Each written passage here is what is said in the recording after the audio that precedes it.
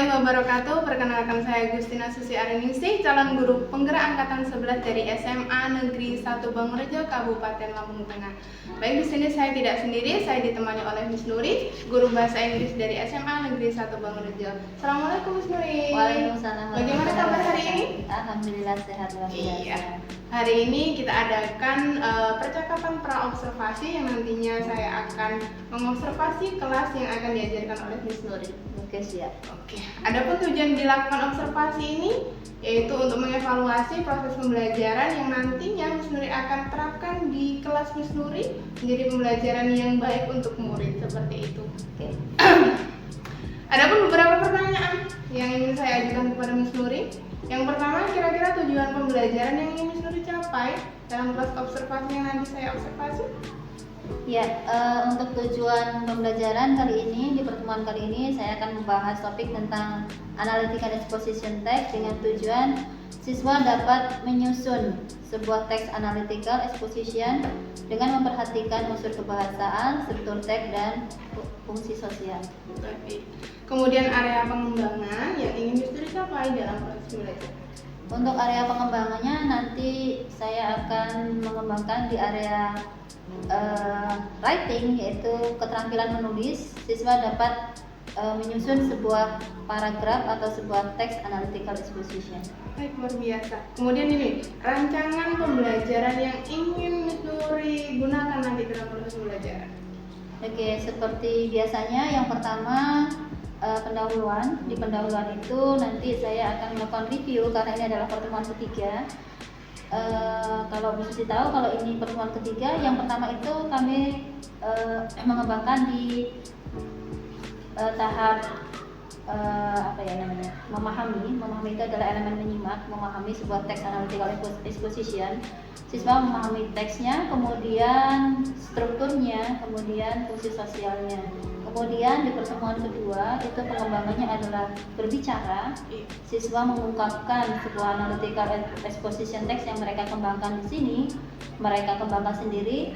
Mereka mengungkapkan pendapat mereka, opini mereka disertai dengan argumen yang mendukung. Nah, nanti saya akan melakukan review terlebih dahulu untuk memantapkan pemahaman mereka tentang struktur teks, sehingga nanti pada saat mereka menyusun, mereka tidak lagi melakukan banyak kesalahan seperti itu. Tujuannya sudah bagus, area yang ingin dikembangkan juga sudah bagus, kemudian rancangan dalam proses belajar juga sudah bagus. Nih untuk pertanyaan selanjutnya, media yang tepat nih untuk proses pembelajaran yang sebenarnya akan lakukan. Oke, di sini saya menggunakan beberapa media. Yang pertama, untuk menjelaskan atau mengingatkan kembali tentang struktur teks, saya menggunakan presentasi Canva yang di sini saya tampilkan menggunakan LCD. Kemudian saya dukung dengan speaker kelas, speaker Bluetooth-nya supaya penjelasan itu mudah diterima oleh siswa. Kemudian di sini saya juga sudah menyiapkan LKPD yang di situ saya sudah siapkan beberapa paragraf acak. Nah, siswa ini dibagi beberapa kelompok. Dalam satu kelompok itu terdiri dari sampai 5 sampai 6 orang. Mereka nanti akan berdiskusi untuk menentukan susunan teks yang tepat. Kemudian dari teks itu mereka akan tahu judul teks yang tepat untuk paragraf itu apa, seperti itu. Jadi menurut saya LKPD itu sangat tepat digunakan supaya mereka berlatih untuk menulis. Di LKPD nanti mereka akan menulis tesisnya, argumennya, kemudian mereka akan membuat kesimpulan di situ. Dari situ mereka nanti akan memahami struktur teks analytical exposition itu dengan baik, seperti itu. Baik, rencana-rencana yang sangat luar biasa. Baik, sekarang kita langsung masuk ke kelas Miss Nuri yang akan diobservasi. Oke, boleh. Oke, kita langsung silakan. Are you okay right now? Are you okay? Okay, I will check you first. Okay, everybody, are you ready for your class? Okay, we will continue our lesson today. It's about analytical exposition text. Kita akan lanjutkan untuk teks kita. Previously, we have discussed about analytical exposition text.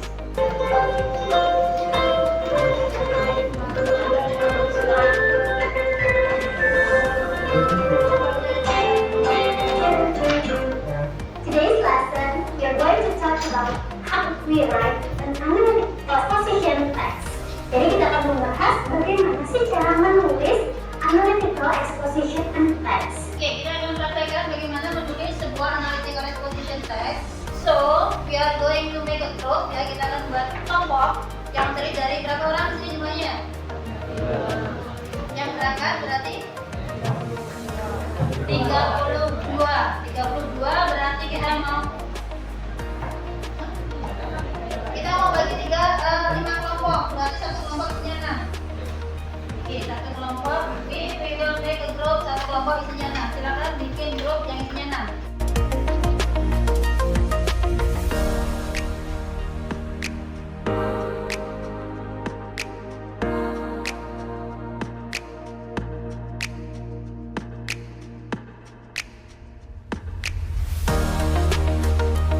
Oke, yuk, jalan attention. Saya kasih terus ya. Perhatikan di sini.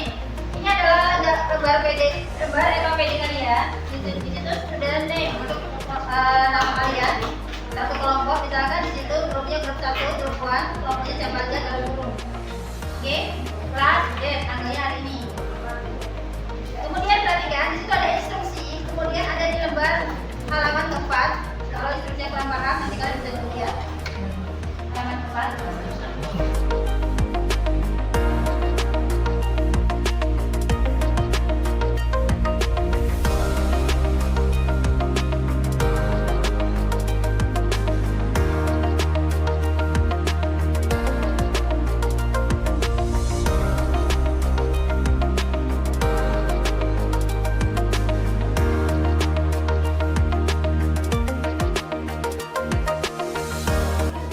Thesis statement. Social media has a profound impact on mental health with both positive and negative effects.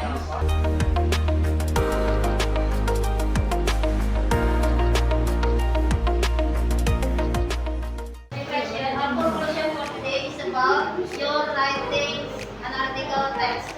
So in analytical text exposition, it must be consist of 3. For the first one, we call as thesis, statement, and then argument, and then jadi dalam sebuah analytical exposition text itu ada 3 strukturnya. Yang pertama adalah tesis, yang kedua adalah argumen, dan yang ketiga presentation itu adalah penegasan kembali pendapat. Oke, because the time is over, so I think it's all for today. Silakan nanti kalian lanjutkan ya di rumah. Untuk minggu depan next week, you can submit your LKPD ya.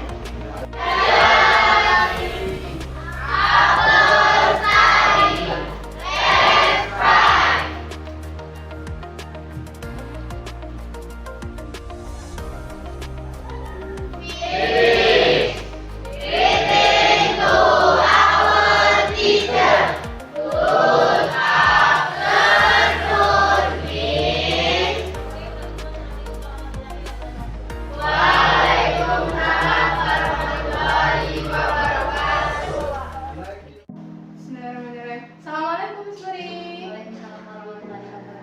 Gimana kabarnya Miss Nuri? Alhamdulillah sehat. Gimana Bu Susi kabarnya? Alhamdulillah sehat.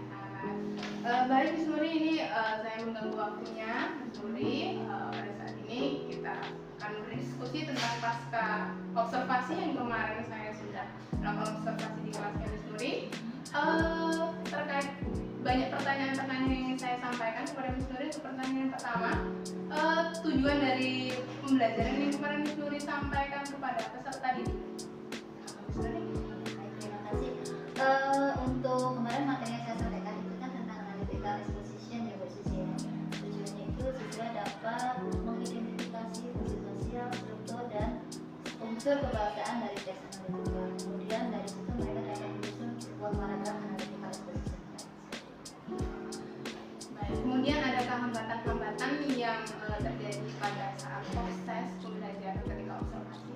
Ya, tentu saja di sini kemarin itu hambatannya yang pertama yang saya hadapi itu adalah ternyata kelas yang saya ajar itu ada kerusakan di LCD-nya, LCD kelas. Jadi di situ saya berusaha untuk mencari solusi dengan cara memakai LCD yang lain dan itu bisa diatasi. Kemudian yang kedua adalah LKPD. Ketika saya membagikan LKPD ternyata banyak siswa